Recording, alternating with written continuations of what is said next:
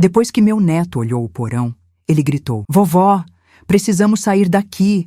Agora!" Meu coração, já cansado por 70 anos de vida, falhou uma batida. Larguei a faca com que cortava legumes para a sopa e corri até a porta do porão. Lucas, meu neto de 19 anos, estava pálido como um fantasma, os olhos arregalados de um jeito que eu nunca tinha visto. A poeira do porão parecia ter se agarrado a ele, mas era um medo antigo que o cobria. Ele segurava uma caixa de metal enferrujada, pequena e pesada. Eu conhecia aquela caixa. Era a caixa que meu falecido marido, Alberto, me fez prometer que jamais seria aberta. Uma promessa que guardei por 25 anos, desde o dia em que ele se foi, deixando para trás apenas a vergonha de um negócio falido e um coração partido. Meu neto gritou ao ver o porão, e eu, aos 70 anos, quase morri de susto. Ele encontrou a caixa que meu falecido marido me fez prometer nunca abrir. Inscreva-se e deixe seu like para descobrir o segredo que Alberto escondeu. Subimos em silêncio para uma cozinha. Lucas colocou a caixa sobre a mesa de madeira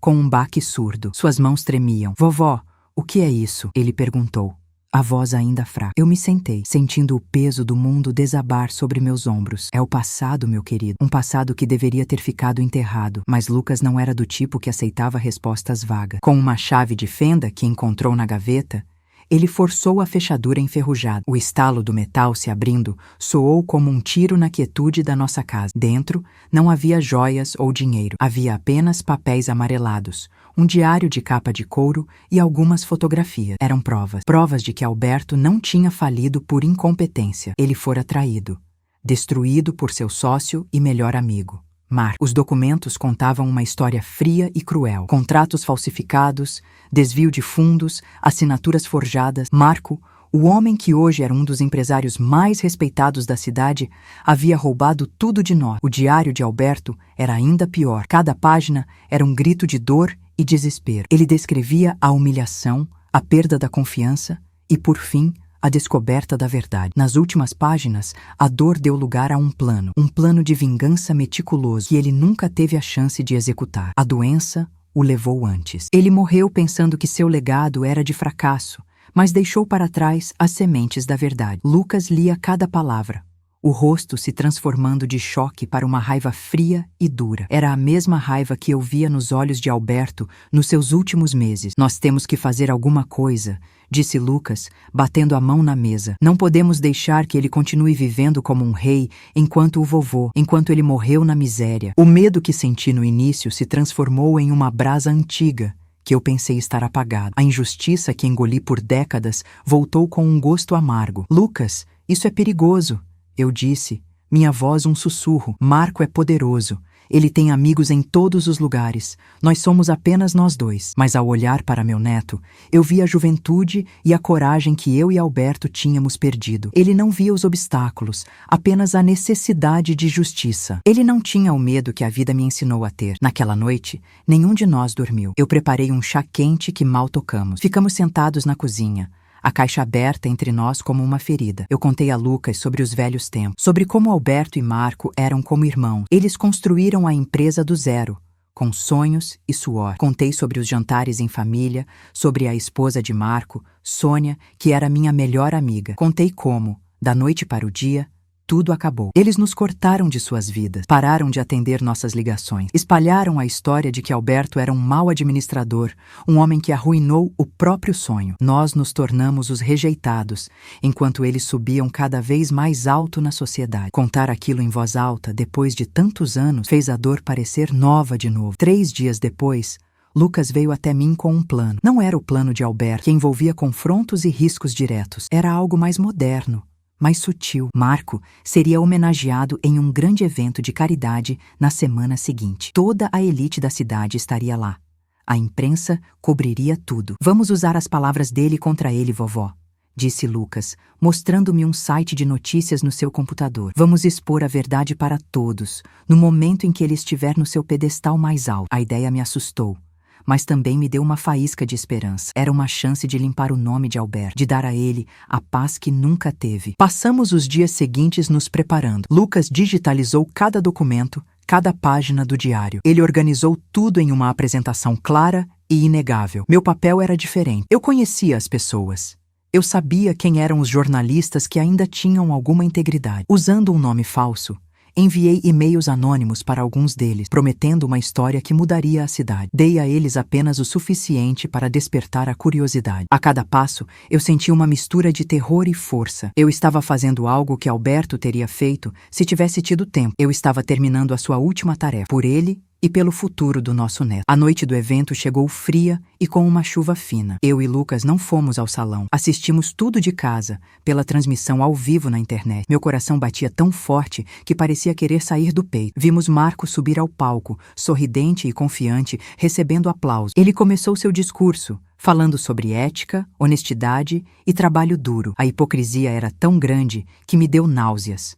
Lucas estava ao meu lado, o dedo pairando sobre o botão de enviar do seu computador. Ele olhou para mim, buscando uma confirmação final. Eu apenas assenti, com lágrimas nos olhos. Ele pressionou o botão. No salão de eventos, os telões atrás de Marco, que mostravam seu rosto sorridente, piscaram e mudaram. De repente, o contrato falsificado apareceu, com a assinatura de Alberto claramente forjada ao lado da de Marco. Depois, uma página do diário, com a caligrafia desesperada do meu marido. O discurso de Marco parou. Um murmúrio confuso se espalhou pela plateia. Os celulares dos convidados começaram a apitar. E-mails com o link para todos os documentos estavam chegando. Os jornalistas que eu contatei já estavam de pé, suas câmeras apontadas não mais para o homenageado, mas para o criminoso exposto. O caos foi imediato. O sorriso de Marco congelou e se desfez. Ele tentou falar, mas sua voz não saía. Sônia, sua esposa, levantou-se da primeira fila e saiu correndo do salão,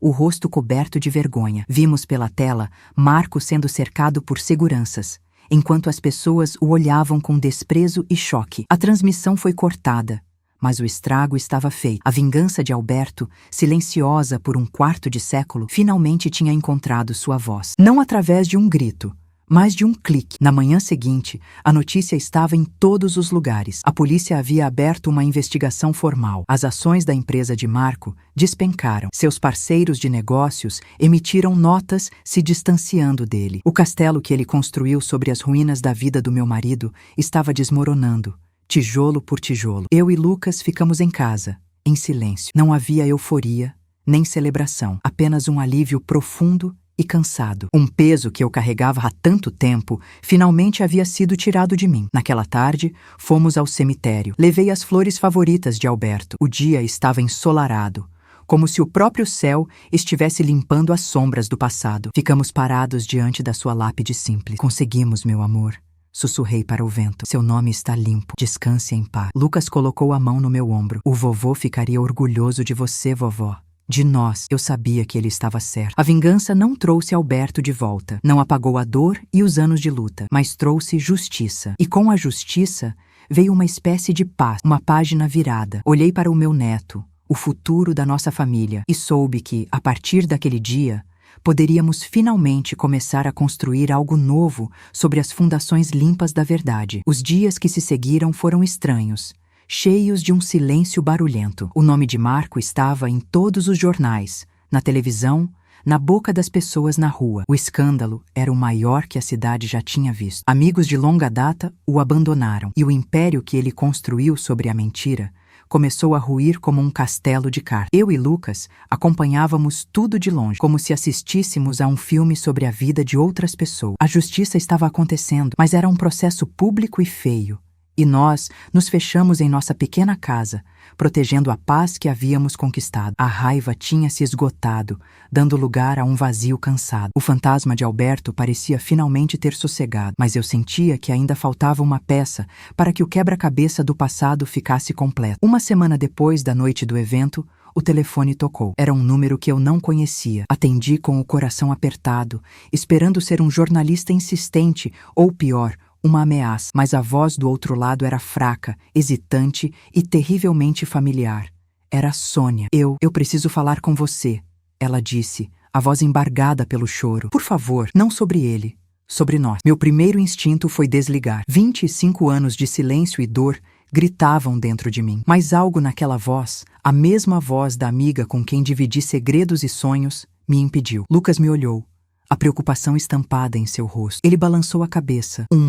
Não, silencioso. Mas eu já tinha tomado minha decisão. Onde? Perguntei, a voz mais firme do que eu me sentia. Nós nos encontramos em um pequeno café perto do parque da cidade. Um lugar neutro, sem memórias. Sônia parecia 10 anos mais velha.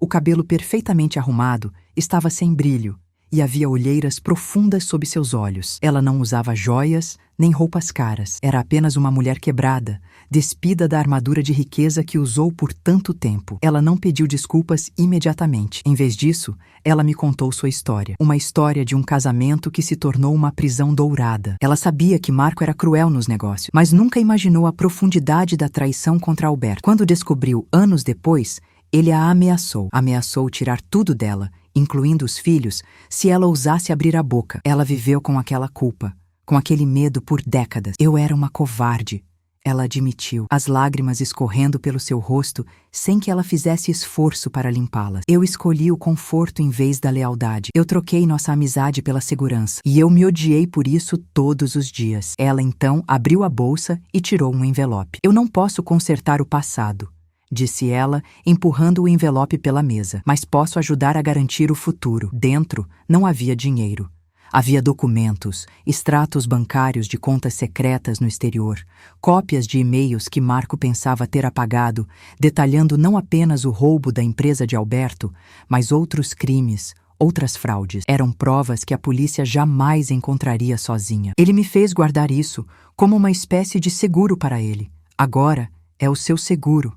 Ela sussurrou. Voltei para casa e mostrei tudo a Lucas. Ele leu os papéis em silêncio, a expressão endurecendo a cada página. A traição de Marco era ainda maior e mais suja do que imaginávamos. Isso muda tudo, vovó, disse ele. Isso não é mais sobre vingança pelo vovô. É sobre justiça para todos que ele enganou. Na manhã seguinte, um carro da polícia parou em frente à nossa casa. Um detetive chamado Ricardo, um homem de meia-idade com olhos cansados, mas gentis, nos pediu para ir à delegacia. Ele nos tratou com respeito, não como suspeitos, mas como testemunhas-chave. Contamos nossa história, mostramos os papéis da caixa de Alberto. Ele ouviu tudo com atenção, anotando cada detalhe. No final, eu hesitei por um momento e então entreguei a ele o envelope que Sônia me deu. Acho que isso também pode ajudar, eu disse. O detetive Ricardo olhou os novos documentos e seus olhos se arregalaram levemente. Ele nos olhou, uma nova admiração em seu rosto.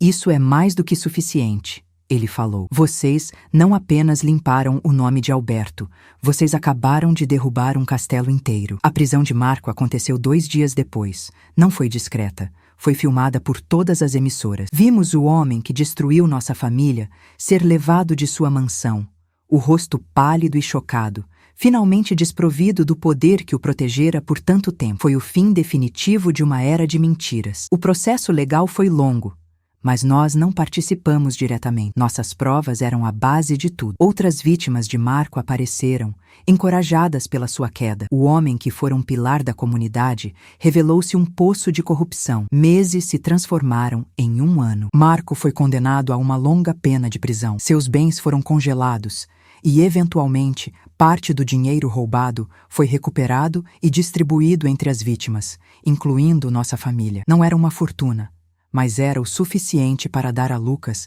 um futuro seguro, para que ele pudesse ir para a faculdade sem preocupações. Era um dinheiro que tinha o gosto agridoce da justiça tardia. Eu nunca mais vi Sônia pessoalmente. Soube que ela se mudou para outra cidade para recomeçar, longe da sombra de Marco. Um dia, enviei a ela um cartão postal anônimo com a imagem de um jardim florido. Nele, escrevi apenas 2 palavras: encontre paz. Eu não sabia se a perdoava, mas eu entendia a sua dor e desejava que ela, assim como eu, pudesse finalmente virar a página. A vida, aos poucos, encontrou um novo ritmo. A caixa de metal enferrujada foi guardada no fundo de um armário, seu propósito cumprido. A casa já não parecia assombrada pelo passado. O peso que eu carregava em meus ombros por 25 anos tinha desaparecido. Às vezes, eu olhava para Lucas, agora um jovem homem se preparando para a universidade, e via nele a força de Alberto, mas sem a sua dor. Ele carregava o legado do avô, não o de um fracassado, mas o de um homem cuja verdade, por mais que demorasse,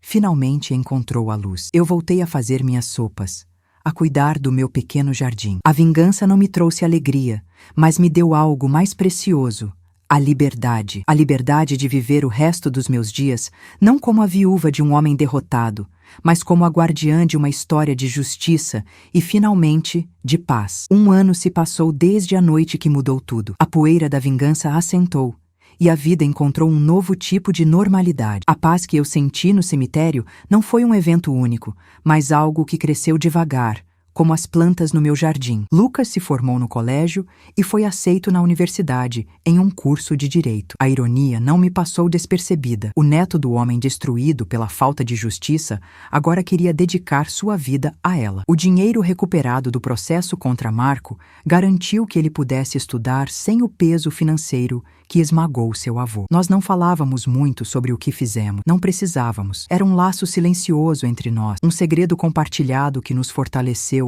em vez de nos assombrar. A casa, antes cheia de fantasmas, agora respirava com mais leveza. Eu sentia a presença de Alberto não como uma sombra de tristeza, mas como um calor suave, uma aprovação silenciosa. A vingança não o trouxe de volta, mas libertou sua memória. E ao libertá-lo, nos libertou também. Aos poucos, voltei a ser apenas eu. Não a viúva de um homem fracassado. Era uma sensação que eu não tinha há 25 anos. E era mais doce do que qualquer vitória. Na semana antes de Lucas se mudar para o dormitório da faculdade, nós passamos muito tempo juntos. Arrumamos suas coisas, fizemos suas comidas favoritas e conversamos sobre tudo e nada. Numa tarde, enquanto dobrávamos suas roupas, ele parou e me olhou com uma seriedade que ia além de seus 20 anos. Vovó, você vai ficar bem? Ele perguntou. A pergunta era simples, mas carregada de preocupação. Ele estava com medo de me deixar sozinha com as memórias. Eu sorri. Um sorriso genuíno que não sentia há muito tempo. Meu querido, eu não estou mais sozinha com as memórias. Elas estão em paz agora. E eu também. Fui até a estante e peguei uma fotografia antiga de Alberto, tirada nos primeiros dias da empresa. Ele estava jovem, sorrindo, os olhos cheios de sonhos. O seu avô me deixou uma tarefa e nós a cumprimos. Agora você tem a sua própria vida para construir. Vá e seja feliz. Faça o bem. Isso será a maior honra que você pode dar a ele. Lucas me abraçou forte e naquele abraço eu senti a passagem do tempo, a dor se transformando em força e o futuro se abrindo, claro e promissor. Ele não era mais o menino assustado que encontrou a caixa no porão. Era um homem. Alguns meses depois que Lucas partiu, recebi uma carta. Não era uma conta nem propaganda. O envelope era simples e o endereço estava escrito à mão. Abri com curiosidade. A carta era de uma mulher chamada Helena. Ela se apresentou como a ex-secretária de Alberto, uma das primeiras funcionárias da empresa. Ela escreveu que acompanhou o escândalo de Marco pelos jornais e que por semanas tentou encontrar coragem para me escrever. Helena me contou que foi demitida por Marco logo depois que Alberto foi forçado a sair. Ele a substituiu por alguém leal a ele. Ela perdeu não apenas o emprego, mas também a pequena poupança que tinha investido na empresa, seguindo o conselho de Alberto. Ela viveu anos difíceis, sempre acreditando na história de que meu marido era o culpado. Sua coragem de expor a verdade não apenas limpou o nome de um bom homem, ela escreveu, mas também me deu paz, me libertou de uma raiva antiga que eu nem sabia que ainda carregava. Obrigada. As palavras dela me tocaram profundamente. Nossa busca por justiça pessoal tinha tido um efeito em cascata, curando pequenas feridas em lugares que eu nem imaginava. A história não era apenas nossa. Movida por um impulso, procurei o telefone de Helena na lista telefônica e liguei para ela. Sua voz era gentil e um pouco trêmula. Nós conversamos por quase 1 hora, compartilhando memórias de Alberto, dos dias bons da empresa. Ela morava em um bairro do outro lado da cidade, em uma casa pequena. Na semana seguinte, peguei um ônibus e fui visitá-la. Helena era uma senhora de cabelos brancos e olhos vivos. Ela me recebeu com um bule de chá e biscoitos. Sentadas em sua cozinha, que me lembrava a minha, percebemos que éramos duas mulheres cujas vidas foram desviadas pelo mesmo ato de ganância. Ela me mostrou fotos antigas da equipe da empresa, de festas de fim de ano. Em uma delas, eu e Alberto dançávamos, jovens e despreocupados. Ver aquela imagem não doeu. Pela primeira vez, eu pude olhar para o passado com carinho, sem a mancha da traição. Conversar com Helena foi como fechar um círculo. A justiça não era apenas sobre punir o culpado, mas também sobre reconectar as pessoas que foram separadas pela mentira. Nós duas tínhamos perdido algo, mas naquela tarde encontramos algo novo.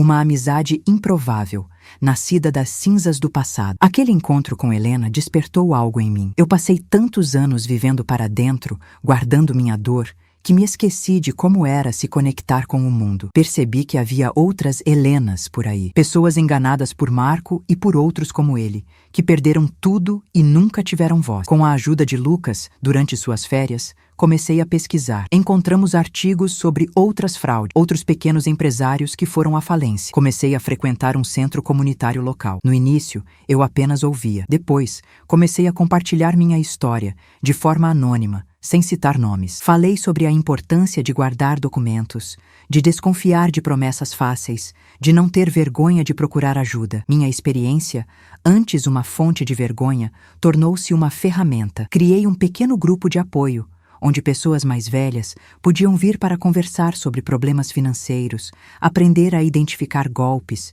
e, o mais importante, não se sentirem sozinhas. Eu não era uma especialista, mas era uma sobrevivente, e às vezes isso é tudo o que as pessoas precisam. 2 anos depois, na véspera do aniversário da morte de Alberto, Lucas veio me visitar. Ele estava mais alto, mais confiante. Ele me contou sobre suas aulas, sobre os casos que estudava e sobre seu desejo de se tornar um promotor. Naquela tarde, fomos juntos ao cemitério. O sol estava se pondo, pintando o céu com cores quentes. Ficamos em silêncio por um tempo, olhando para a lápide limpa. Não havia mais a necessidade de sussurrar promessas ou pedidos de desculpas. Havia apenas uma gratidão serena. Sabe, vovó, disse Lucas, quebrando o silêncio. Eu costumava vir aqui e sentir raiva. Raiva pelo que tiraram dele, pelo que tiraram de nós. Ele olhou para mim, um sorriso leve nos lábios. Agora, quando eu venho, eu sinto inspiração. Ele me ensinou, mesmo depois de partir, que a verdade vale a pena. E você me ensinou que a justiça não termina quando o vilão é preso. Ela continua no que fazemos todos os dias para ajudar os outros. Coloquei meu braço no dele, sentindo o calor do presente apagar as últimas sombras do passado. A vingança de Alberto estava completa, não no dia em que Marco caiu, mas ali, naquele momento. Seu legado não era mais uma caixa de metal enferrujada, mas sim o futuro brilhante do nosso neto e a paz no meu coração. Nós tínhamos, finalmente, virado a página. A paz que se instalou em nossa casa depois de tudo não era vazia, mas cheia de uma quietude que curava. Era o silêncio de um quarto depois que a febre passa, o ar fresco depois de uma longa tempestade. Eu passei a notar coisas pequenas de novo. O jeito como o sol da manhã entrava pela janela da cozinha, o cheiro da terra molhada no meu jardim, o som do bule de chá apitando no fogão. Por 25 anos, eu vivi com um barulho constante dentro de mim, um zumbido de injustiça e dor. Agora, esse barulho tinha ido embora. A ausência dele era a música mais bonita que eu já tinha ouvido. Eu me sentia mais leve, como se tivesse carregado uma mala pesada por décadas e finalmente pudesse colocá-la no chão. Às vezes, eu pegava a caixa de metal, agora guardada no armário do meu quarto, e apenas a olhava. Ela não era mais um baú de fantasmas, mas um monumento silencioso à verdade. A tarefa de Alberto estava terminada, e a minha, como guardiã de sua dor, também. Lucas ligava toda semana da universidade. Sua voz estava diferente, mais cheia, mais confiante. Ele contava sobre as aulas, os professores e os debates acalorados com os colegas. Um dia, ele me contou sobre um caso que estavam estudando em uma de suas matérias. Era sobre um fraude corporativa, um sócio enganando o outro. Ele descreveu os detalhes técnicos com uma calma impressionante. A mesma calma que um médico teria ao descrever uma doença. Não havia raiva em sua voz, apenas um interesse profundo em entender como a lei funcionava, ou como ela falhava. É incrível, vovó, ele disse, como tudo se resume a um pedaço de papel, a uma assinatura. A confiança das pessoas pode ser destruída por um simples traço de caneta. Naquele momento, eu entendi que ele não estava apenas estudando para ser um advogado. Ele estava aprendendo a ser o guardião das regras que deveriam ter protegido seu avô. Ele transformou nossa dor em sua vocação. E essa era a maior vitória de todas. Numa tarde de outono, cerca de 6 meses depois, a campainha tocou. Eu não esperava ninguém. Ao abrir a porta, vi um rapaz que devia ter a idade de Lucas. Ele era alto e magro, com olhos que pareciam carregar um peso muito grande para alguém tão jovem. Ele parecia nervoso, as mãos enfiadas nos bolsos do casaco. Por um instante, meu coração se apertou com um medo antigo, uma reação que eu pensei ter superado. Senhora, ele começou, a voz baixa e um pouco rouca. Meu nome é Daniel. Eu sou o filho de Marco. O nome caiu no ar entre nós como uma pedra. Fiquei paralisada, sem saber o que dizer. Minha primeira reação foi fechar a porta, me proteger daquele sobrenome que nos causou tanto mal, mas olhei para o rosto dele de novo. Não havia arrogância ali, apenas uma tristeza profunda e uma busca por algo que ele parecia não saber nomear. Ele não se parecia com o pai no auge de seu poder. Ele se parecia com um navio que tinha perdido seu rumo. Eu não vim pedir perdão pelo meu pai, ele disse rapidamente, como se temesse que eu o interrompesse. Não há nada que eu possa dizer ou fazer para mudar o que ele fez. Eu precisava vir. Eu li tudo nos jornais. E depois minha mãe, Sônia, me contou o resto. Minha vida inteira foi construída sobre o dinheiro que ele roubou de sua família. Eu estudei nas melhores escolas.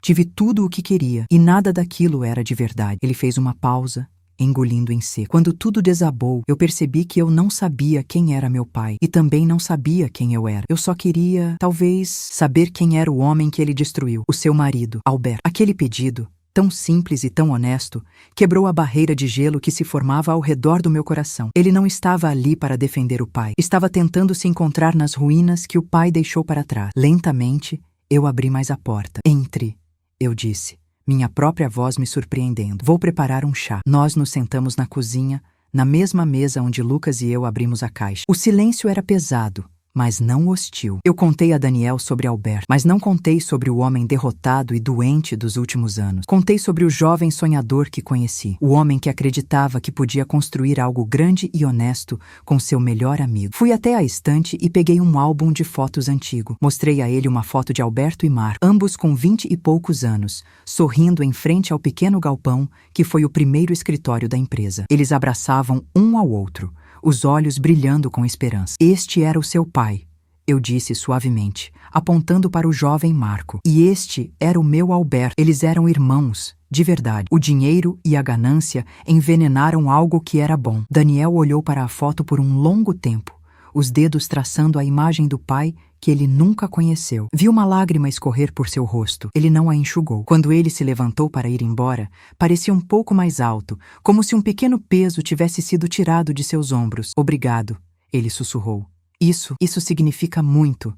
Saber que ele já foi bom. Eu apenas assenti. Ao vê-lo partir, eu não senti triunfo nem raiva. Senti uma compaixão cansada. Ele era mais uma vítima da ambição de Marco, uma vítima de um tipo diferente. Naquela noite, contei a Lucas sobre a visita. Ele ficou em silêncio por um momento no telefone e depois disse: "Você fez a coisa certa, vovó. A culpa não é dele. A justiça não é sobre odiar a todos com o mesmo sobrenome. É sobre entender a verdade." Suas palavras me encheram de um orgulho imenso. Meu neto estava se tornando um homem bom, um homem justo. E isso era o verdadeiro legado de Albert. Os meses seguintes foram tranquilos. Meu grupo de apoio no centro comunitário cresceu. Nós não éramos apenas um grupo de pessoas mais velhas falando sobre golpes. Nos tornamos amigos. Compartilhávamos receitas, fotos dos netos e histórias de vida. Ajudávamos uns aos outros com pequenas coisas, como ir ao mercado ou a uma consulta médica. Eu, que passei tantos anos isolada na minha dor, estava novamente cercada por uma comunidade. Encontrei um novo propósito, não em olhar para o passado, mas em cuidar do presente. Um dia, uma caixa grande foi entregue no centro comunitário. Dentro, havia dezenas de livros novos, material de escritório e uma cafeteira moderna. Não havia remetente. Apenas um pequeno cartão com uma caligrafia elegante que dizia: "Para ajudar em novos começos." Eu sorri. Não precisava de assinatura para saber de onde vinha. Era um gesto de Sônia, ou talvez de seu filho. Uma tentativa silenciosa de plantar uma semente boa no solo amargo do passado. 2 anos se passaram. Lucas estava prestes a começar seu último ano na faculdade. Eu continuava com minha rotina, cuidando do meu jardim e do meu pequeno grupo de amigos. A vingança, que um dia pareceu ser o único objetivo da minha vida, agora parecia um evento distante. Um capítulo necessário para que o resto do livro pudesse ser escrito. Ela não me trouxe felicidade, mas me devolveu a mim mesma. Ela limpou o terreno para que algo novo pudesse crescer. Numa tarde ensolarada, enquanto regava minhas flores, pensei em Albert. Imaginei-o não em sua lápide fria, mas ao meu lado, sorrindo ao ver as roseiras que ele tanto amava, finalmente florescendo de novo, mais fortes do que nunca. A justiça tinha sido feita, mas a cura, eu descobri, era um trabalho diário. Era escolher a paz em vez da amargura, a comunidade em vez do isolamento, o futuro em vez do passado. E eu estava finalmente livre para fazer essas escolhas. A página tinha sido virada, e a história que estávamos escrevendo agora era só nossa. 3 anos se passaram desde que a poeira do passado assentou. Minha vida encontrou um ritmo novo, suave como uma canção de ninar. As manhãs eram para o meu jardim e para o chá com Helena, nossa amizade se tornando um dos pilares da minha velhice. As tardes eram dedicadas ao nosso grupo no centro comunitário,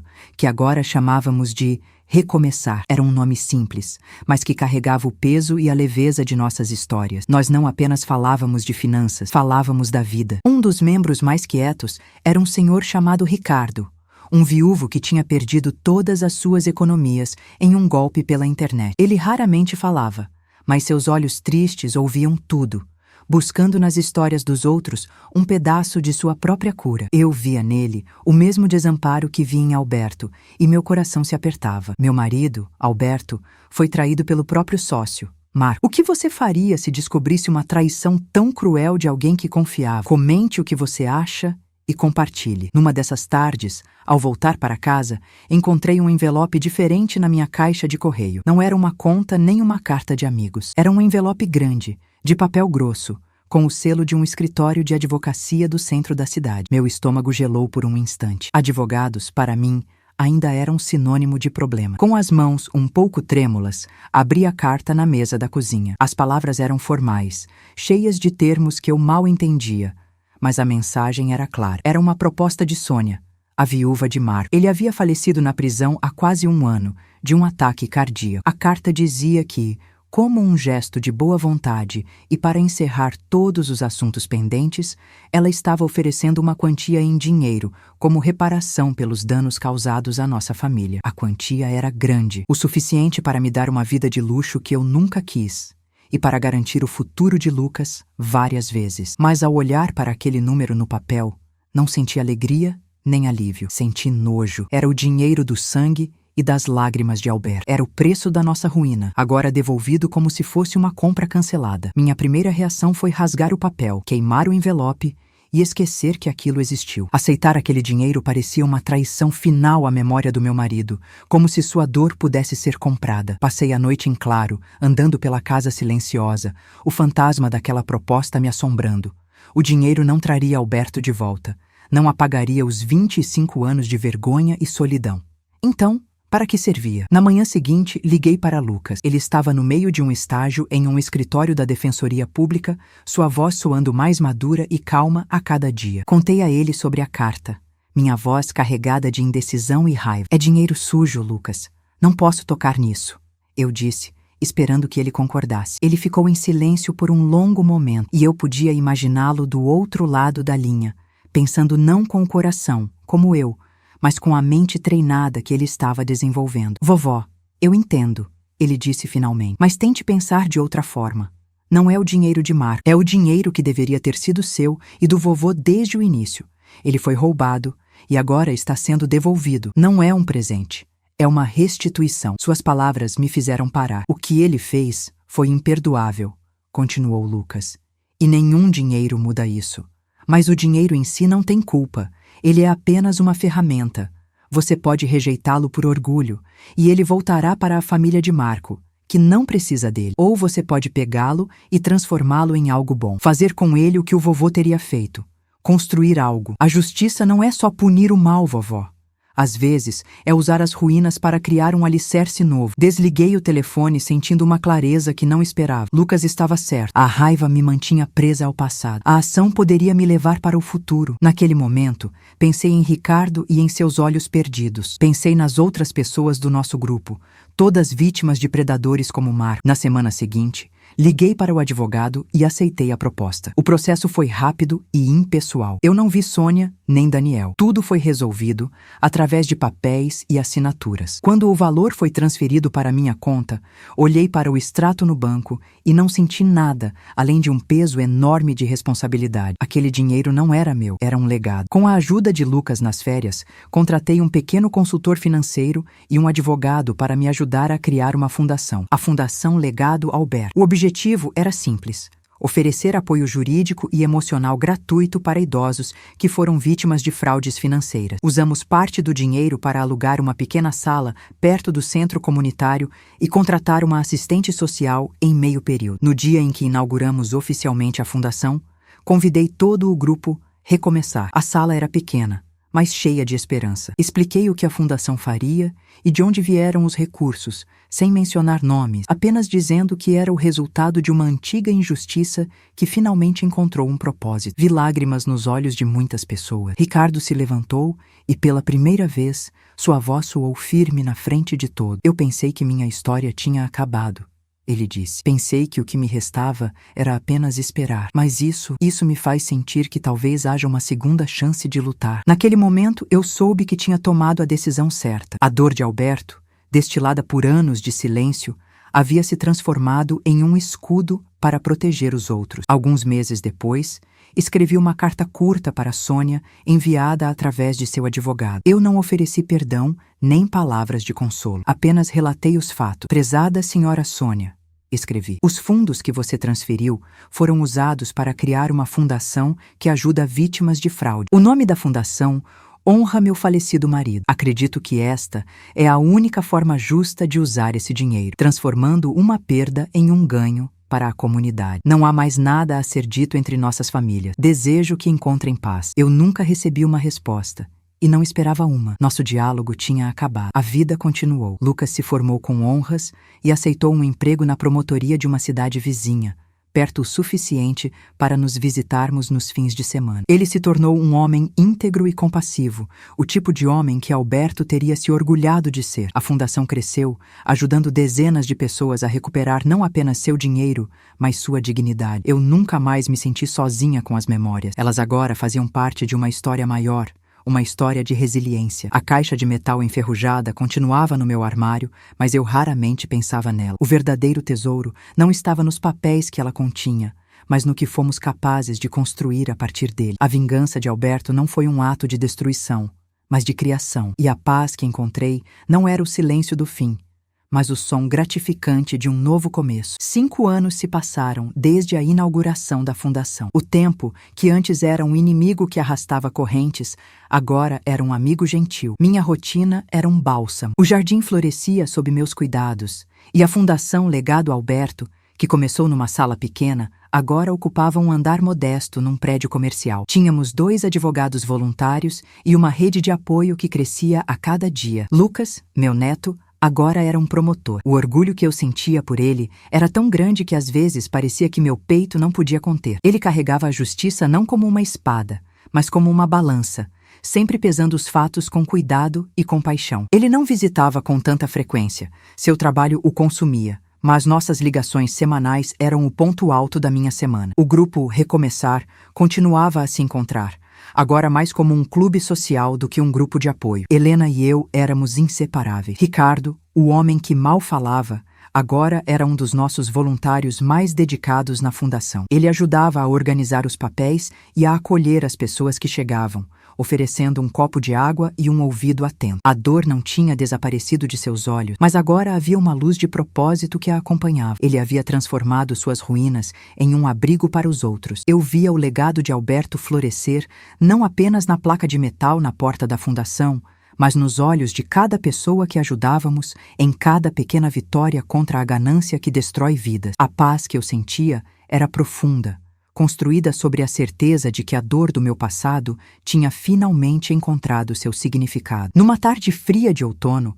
uma senhora chamada Marta entrou na fundação. Ela era pequena, de ombros curvados, e segurava uma pasta cheia de documentos com as mãos trêmulas. Seus olhos, de um azul desbotado, percorreram a sala com uma mistura de vergonha e desespero que eu conhecia muito bem. Ricardo a recebeu com sua calma habitual e a trouxe até minha pequena sala. Enquanto ela contava sua história, cada palavra era um eco do meu próprio passado. Ela havia perdido as economias de uma vida inteira para um consultor de investimentos chamado César. Ele era charmoso, atencioso e prometia segurança financeira. Em vez disso, ele a deixou com nada além de extratos bancários falsos e um silêncio aterrorizante do outro lado da linha telefônica. Ele era tão gentil, sussurrou Marta, as lágrimas finalmente escorrendo por seu rosto enrugado. Ele me lembrava meu filho.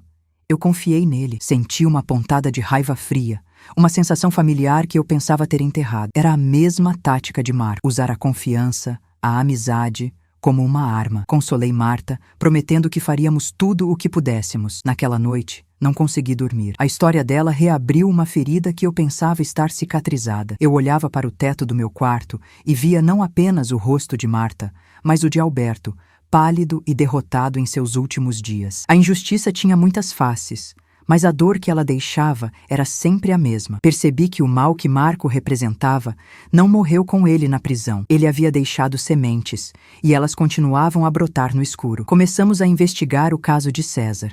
Nossos advogados voluntários logo descobriram um padrão. Ele mirava em viúvas e idosos, pessoas que estavam sozinhas e vulneráveis. Seus rastros eram difíceis de seguir. Ele usava empresas de fachada e contas complexas. Parecia um fantasma. Liguei para Lucas naquela noite e contei sobre o caso. Pedi a ele, não como promotor, mas como meu neto, que desse uma olhada discreta. Tenha cuidado, vovó.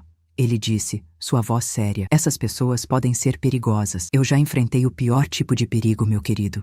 Respondi. O perigo que se esconde atrás de um sorriso amigo. Ele prometeu ajudar. 2 dias depois, ele me ligou de volta.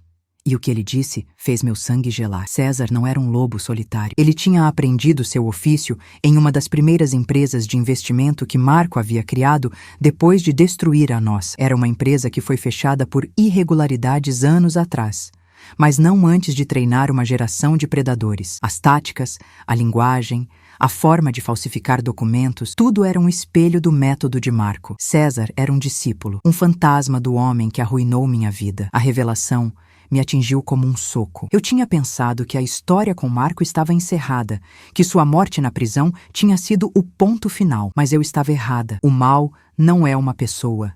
É uma ideia, e as ideias sobrevivem àqueles que as criam. A paz que eu havia construído nos últimos anos pareceu de repente frágil, como uma casa de vidro diante de uma tempestade. Eu me senti cansada, um cansaço que vinha da alma. Por um momento, pensei em desistir, em passar o caso para os advogados e me afastar. Eu tinha 78 anos, eu já tinha travado minha guerra, mas então pensei em Alberto, pensei no diário dele, não nas páginas de dor, mas nas páginas de planejamento. Ele não queria apenas destruir Marco, ele queria expor o sistema que permitia que homens como ele prosperassem. A vingança dele era maior do que uma pessoa, e agora o legado dele também precisava ser. A fundação não poderia ser apenas um lugar para consertar os danos. Tinha que ser uma fortaleza para impedir que eles acontecessem. Naquela noite, peguei a caixa de metal do armário, abri e olhei os papéis amarelados de Alberto, sua caligrafia, seus planos. Senti sua força fluindo para mim. No dia seguinte, reuni nossa pequena equipe na fundação. Ricardo, Marta e os 2 jovens advogados me ouviram em silêncio. Não vamos lutar contra César apenas pelo dinheiro de Marta, eu disse, minha voz mais firme do que eu esperava. Vamos lutar contra o método dele. Vamos expor todo o esquema. Precisamos encontrar outras vítimas. Foi Ricardo quem falou primeiro. Eu posso ajudar, ele disse. Eu sei como é ter vergonha de falar, mas talvez, se eu contar minha história, outros criarão coragem. Naquele momento, vi que o legado de Alberto não estava apenas em mim ou em Lucas. Estava em Ricardo, em sua coragem recém-descoberta. Começamos um trabalho de detetive. Ricardo e eu, com a ajuda de Helena e outros do grupo Recomeçar, começamos a frequentar centros comunitários, igrejas e grupos de idosos, falando não sobre fraude, mas sobre planejamento financeiro seguro. Lentamente, as histórias começaram a surgir. Um sussurro aqui, um telefonema hesitante ali. Encontramos mais 3 vítimas de César na nossa cidade e 2 em cidades vizinhas. Cada história era uma variação do mesmo tema cruel: confiança traída, economias dizimadas. Com cada novo depoimento, nosso caso se tornava mais forte. Não era mais a palavra de uma senhora contra um homem de negócios. Era um coro de vozes, um padrão inegável de abuso. Lucas, vendo a montanha de evidências que havíamos reunido, conseguiu abrir uma investigação oficial. A promotoria agora estava envolvida, e o cerco a César estava se fechando. Não foi rápido, nem fácil. Houve ameaças veladas, tentativas de intimidação, mas nós não recuamos. Éramos um exército improvável. Um grupo de idosos, 2 advogados idealistas e um jovem promotor. 6 meses depois, César foi preso. Ele não teve um julgamento espetacular. Diante das provas esmagadoras, ele fez um acordo e se declarou culpado. A maior parte do dinheiro nunca foi recuperada, mas seus bens foram liquidados para restituir uma pequena fração às vítimas. Não era uma vitória completa, mas era justiça. No dia em que a notícia saiu, Marta me visitou na fundação. Ela me abraçou com força. As lágrimas em seus olhos não eram de tristeza, mas de gratidão. Você me devolveu a dignidade, ela disse. Naquele momento, eu entendi a verdadeira natureza do legado de Alberto. Não era sobre vingança ou dinheiro. Era sobre devolver às pessoas a sensação de que elas importam, de que sua dor é vista e de que elas não estão sozinhas. Naquela noite, eu estava no meu jardim, cuidando das roseiras que Alberto tanto amava. Elas estavam mais bonitas do que nunca. Pensei em como a vida era estranha. Uma caixa de metal enferrujada, cheia de dor, tinha se transformado numa fundação cheia de esperança. A traição de um amigo se transformou em uma comunidade de estranhos que se apoiavam. A vingança de um homem se tornou a missão de muitos. A justiça, eu finalmente entendi, não é um destino que se alcança. É um caminho que se constrói todos os dias, com pequenos atos de coragem, compaixão e resistência. A página não tinha sido apenas virada. O livro inteiro tinha ganhado um novo significado. E eu, em minha velhice, estava feliz por ainda estar aqui para ajudar a escrevê-lo. A tranquilidade que encontrei no meu jardim, naquela noite, durou por quase um ano. A vida se acomodou em um ritmo suave, como um rio que finalmente chega a uma planície. A Fundação Legado. Alberto se tornou um pilar na comunidade. Ricardo, com sua calma recém-descoberta, era o coração do nosso pequeno escritório. Ele tinha um talento especial para fazer as pessoas se sentirem seguras, para mostrar que a vergonha não era delas, mas de quem as enganou. Lucas continuava seu trabalho na promotoria. Nossas ligações eram meu tesouro semanal. Ele me contava sobre seus casos e eu contava sobre os nossos. Estávamos em lados diferentes da mesma batalha, lutando contra as sombras que se aproveitam da boa-fé das pessoas. A caixa de metal continuava guardada. Eu não a abria mais, mas sentia sua presença como uma âncora, um lembrete do que havíamos superado e do propósito que tínhamos encontrado. Numa manhã de primavera, enquanto eu arrumava alguns arquivos na fundação, um jovem entrou. Ele era alto, tinha um sorriso fácil e olhos curiosos. Vestia-se de forma simples, mas carregava uma pasta de couro que parecia ter visto muitos lugares. Ele se apresentou como Daniel, um jornalista. Eu ouvi falar do trabalho incrível que vocês fazem aqui, ele disse. Sua voz era gentil, mas direta. Gostaria de escrever uma matéria sobre a fundação, sobre como transformaram uma tragédia pessoal em uma força para o bem. Meu primeiro instinto foi recusar. A história de Alberto era minha, era nossa. Expô-la ao mundo parecia uma traição, como se eu estivesse vendendo nossa dor. Eu expliquei a ele, educadamente, que preferíamos trabalhar em silêncio, longe dos holofotes. Ele não insistiu, mas deixou seu cartão sobre a mesa. Se mudar de ideia, a senhora sabe onde me encontrar. Acho que sua história poderia dar esperança a muita gente. Naquela noite, as palavras dele ecoaram em minha mente. Esperança. Era isso que a fundação oferecia. Talvez mantê-la em segredo fosse um ato de egoísmo. Conversei com Ricardo e Helena sobre o assunto. Ricardo, surpreendentemente, foi a favor. Nossa vergonha quase nos destruiu, ele disse, baixo. Se contar o que aconteceu conosco ajudar uma única pessoa a não sentir essa vergonha, então vale a pena. Helena concordou. A decisão estava tomada. Liguei para Daniel no dia seguinte e aceitei a entrevista. Ele veio até minha casa alguns dias depois. Sentamos na cozinha, a mesma mesa onde Lucas e eu abrimos a caixa de metal anos atrás. Ele era um bom ouvinte. Fiz um café e enquanto eu falava, ele fazia anotações, raramente me interrompendo. Contei tudo: a traição de Marco, o desespero de Alberto, a descoberta da caixa e a criação da fundação. Omiti apenas os detalhes mais dolorosos do diário, as palavras que ainda eram sagradas para mim. Daniel foi respeitoso e profissional. Ao final, ele agradeceu. Sua força é inspiradora, disse ele. E o legado do seu marido não é de fracasso, mas de uma justiça que ele plantou para o futuro. A matéria foi publicada uma semana depois em um jornal de grande circulação. Foi sensível e poderosa. Daniel conseguiu capturar a essência da nossa missão sem explorar nossa dor. O resultado foi imediato. O telefone da fundação não parava de tocar. Pessoas de cidades vizinhas ligavam, compartilhando suas próprias histórias de fraude. Doações começaram a chegar. Pequenas quantias de pessoas comuns que se sentiam tocadas pela nossa causa. Recebemos também ofertas de ajuda de advogados e contadores que queriam ser voluntários. A matéria de Daniel abriu uma porta que eu nem sabia que precisava ser aberta. Ele continuou em contato, interessado no desdobramento da história. Tornou-se uma presença familiar, visitando a fundação uma vez por semana para conversar e ver nosso progresso. Havia algo nele que me lembrava um jovem Lucas, uma mistura de idealismo e determinação. Cerca de 2 meses depois da publicação, Daniel me ligou com um tom diferente na voz. Posso passar na sua casa? É algo que prefiro não discutir por telefone. Senti um calafrio. Quando ele chegou, não tinha o sorriso fácil de sempre. Ele parecia tenso, preocupado. Sentamos novamente na cozinha. Ele abriu sua pasta e tirou uma fotografia antiga, em preto e branco. Nela, havia 3 homens jovens, sorrindo para a câmera. Um deles era Alberto, em seus 20 e poucos anos. Outro era Marco. O terceiro eu não reconheci. A senhora conhece este outro homem? Daniel perguntou, apontando para o estranho.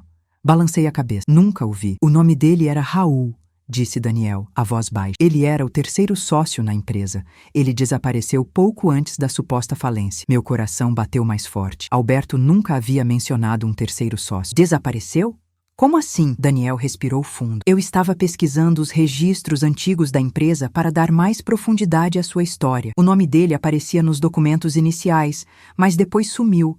Não há registro de que ele vendeu sua parte. Ele simplesmente deixou de existir nos papéis. E pelo que descobri, na vida também. A família dele o procurou por anos, mas nunca o encontraram. A revelação caiu sobre mim como uma pedra. A história que eu conhecia, que parecia tão clara, de repente ganhou uma rachadura, uma sombra que eu não conseguia entender. Por que Alberto nunca me falou sobre Raul? Daniel continuou. A parte mais estranha é esta. Ele me mostrou um documento.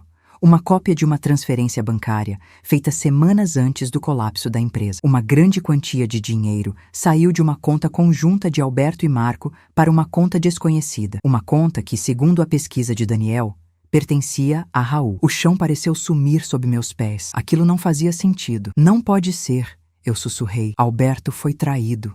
Ele perdeu tudo. Eu sei que é difícil, disse Daniel com compaixão, mas os fatos sugerem que a história é mais complicada. Parece que Marco e Alberto pagaram para Raul desaparecer, para tirá-lo da sociedade, e esse pagamento pode ter sido o que desestabilizou a empresa, abrindo a porta para o golpe final de Marco. Senti uma onda de náusea. A imagem de Alberto como uma vítima pura e completa começou a se desfazer. A verdade que eu havia construído com tanto cuidado estava sendo ameaçada. Será que Alberto, em seu desespero para salvar o negócio, teria participado de algo desonesto? Será que a traição de Marco foi, na verdade, o segundo ato de uma tragédia que começou com uma decisão errada tomada em conjunto? Fiquei em silêncio por um longo tempo, olhando para a foto daqueles 3 jovens sorridentes. Tanta vida, tantas promessas. E tudo terminou em ruínas. A raiva que senti não era de Daniel, por trazer aquela verdade à tona, nem de Alberto. Era uma raiva da complexidade da vida,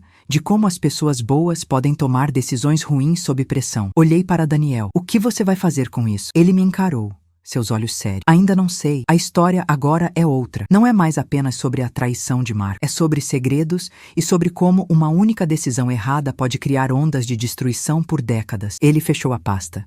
Mas eu não vou publicar nada sem falar com a senhora primeiro. Esta história é sua, mais do que minha. Naquela noite, peguei a caixa de metal pela primeira vez em muito tempo. Abri e reli o diário de Alberto. Desta vez, procurei por pistas, por qualquer menção a Raul, e encontrei. Numa das primeiras páginas ele escreveu: a decisão sobre R foi a mais difícil, mas era o único jeito. Que Deus me perdoe. Apenas uma frase. Uma frase que eu havia lido antes, mas nunca entendido. Agora, ela tinha um peso terrível. Meu marido não era apenas uma vítima, ele também havia sido parte de um segredo, de uma injustiça que precedeu a sua própria. Ele carregou essa culpa junto com a dor da traição. A revelação não diminuiu meu amor por ele, mas o tornou mais humano, mais falho, mais real. Ele não era um santo, cujo legado eu precisava proteger, mas um homem que cometeu um erro e pagou um preço terrível por ele. E no fim, tentou encontrar a redenção através de um plano de justiça. A fundação não era apenas para honrar uma vítima, mas para reparar, de alguma forma, os erros do passado. Todos eles. No dia seguinte, liguei para Daniel. Publique a história, eu disse, a voz firme. A verdade toda. O legado de Alberto não precisa ser perfeito para ser valioso. A justiça, assim como as pessoas, raramente é simples. E a paz, eu estava aprendendo, não vem de esconder as partes feias, mas de aceitá-las e construir algo bom sobre ela. A segunda matéria de Daniel saiu 10 dias depois. O título era simples, sem sensacionalismo. O legado de Alberto. A verdade em tons de cinza. Foi como jogar uma pedra num lago calmo. As ondulações se espalharam rápido. Alguns doadores, que viam nossa história como uma simples luta do bem contra o mal, se afastaram. Eles queriam heróis perfeitos, e meu Alberto, com a revelação sobre Raul, já não se encaixava nesse molde. Por um momento tive medo. Pensei que tinha destruído tudo que construímos. Ricardo e Helena, no entanto, permaneceram firmes ao meu lado. Isso não muda quem somos, disse Helena colocando a mão sobre a minha. Só torna nossa missão mais honesta.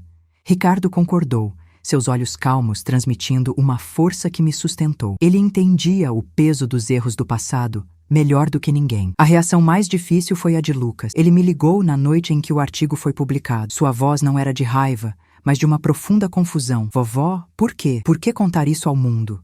O vovô, ele não era só uma vítima, então? Senti meu coração apertar. Era a dor da imagem de um herói se quebrando. Meu querido, eu disse, tentando manter a voz firme. Seu avô era um homem bom que tomou uma decisão ruim sob pressão. A vida fez dele uma vítima depois.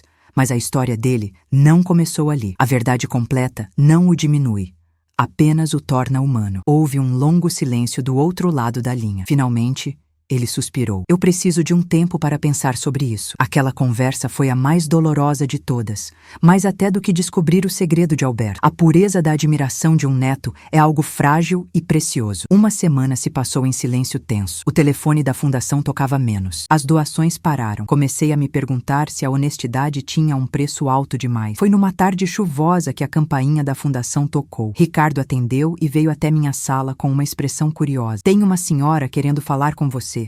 Ela disse que o nome dela é Sônia e que leu a matéria no jornal. Pedi que a fizesse entrar. Sônia era uma mulher na casa dos 50 anos, com cabelos grisalhos presos num coque simples e olhos que carregavam um cansaço antigo. Ela segurava uma cópia amassada do jornal. Ela se sentou na cadeira à minha frente e me encarou por um instante antes de falar. Meu nome completo é Sônia Pereira, ela disse, a voz baixa, mais clara. Raul era meu pai. O ar pareceu ficar pesado na pequena sala. Cada som da rua, cada gota de chuva na janela, desapareceu. Era como se o passado tivesse entrado pela porta e se sentado diante de mim. Eu não sabia o que dizer. Pedi desculpas, ofereci ajuda, qualquer palavra parecia pequena e inútil. Sônia continuou, sem esperar por uma resposta. Nós nunca soubemos o que aconteceu. Minha mãe o procurou por anos. Ela morreu acreditando que ele a tinha abandonado. Eu cresci com essa história, com a vergonha de ser a filha do homem que fugiu. As lágrimas começaram a escorrer pelo seu rosto, silenciosa. Eu não quero dinheiro, eu não quero vingança, eu só quero entender. O artigo diz que pagaram a ele para desaparecer. Por quê? O que ele fez? A pergunta dela ficou suspensa no ar, uma acusação a uma geração inteira de silêncio.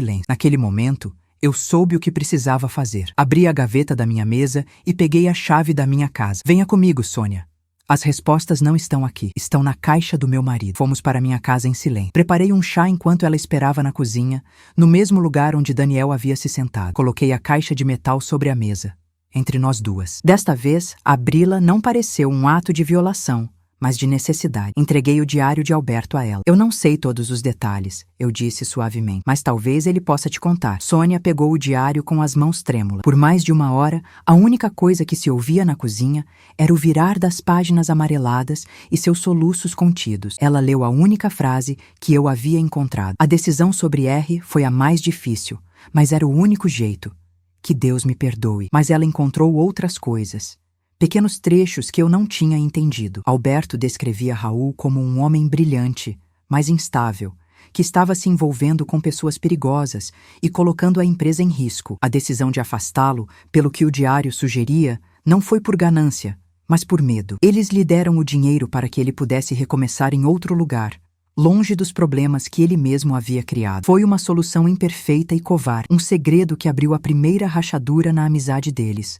A mesma rachadura que Marco exploraria anos depois para destruir tudo. Não era uma desculpa, mas era um contexto, uma tragédia mais complexa do que qualquer um de nós imaginava. Quando Sônia fechou o diário, seus olhos estavam vermelhos, mas não havia mais raiva nele. Havia uma tristeza profunda, a dor de uma vida inteira construída sobre uma mentira. Então ele não nos abandonou, ela sussurrou. Ele foi mandado embora. Ela olhou para mim. Seu marido carregou essa culpa por toda a vida, não foi? Eu apenas assenti.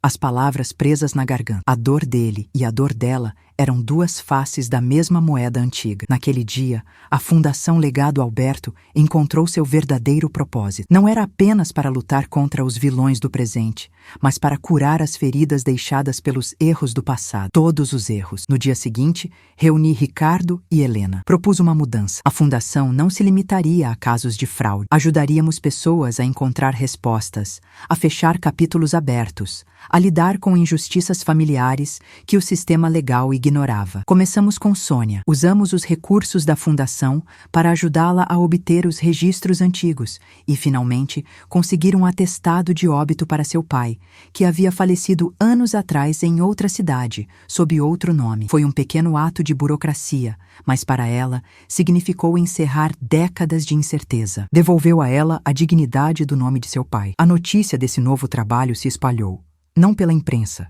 mas pelo boca a boca. Pessoas começaram a nos procurar com histórias de desaparecimentos, heranças roubadas, segredos de família que as assombravam. Lucas voltou a me visitar algumas semanas depois. Ele entrou na minha cozinha e me deu um abraço apertado. Eu entendi, vovó, ele disse, a voz abafada no meu ombro. O legado do vovô não é sobre ser perfeito, é sobre tentar consertar as coisas, mesmo quando a gente erra. Ele começou a ser voluntário na fundação nos fins de semana, usando seu conhecimento jurídico para ajudar em nossos novos casos. A presença dele ali, trabalhando para reparar um erro que seu avô ajudou a criar, era a prova de que a justiça não é um ponto de chegada, é um caminho que cada geração continua a construir. A caixa de metal ainda está guardada, mas não é mais um baú de dor, é uma semente de uma verdade difícil, que floresceu no solo da compaixão e se transformou num jardim onde muitas pessoas, como eu e Sônia, podiam finalmente encontrar um pouco de paz. A verdade sobre Alberto e Marco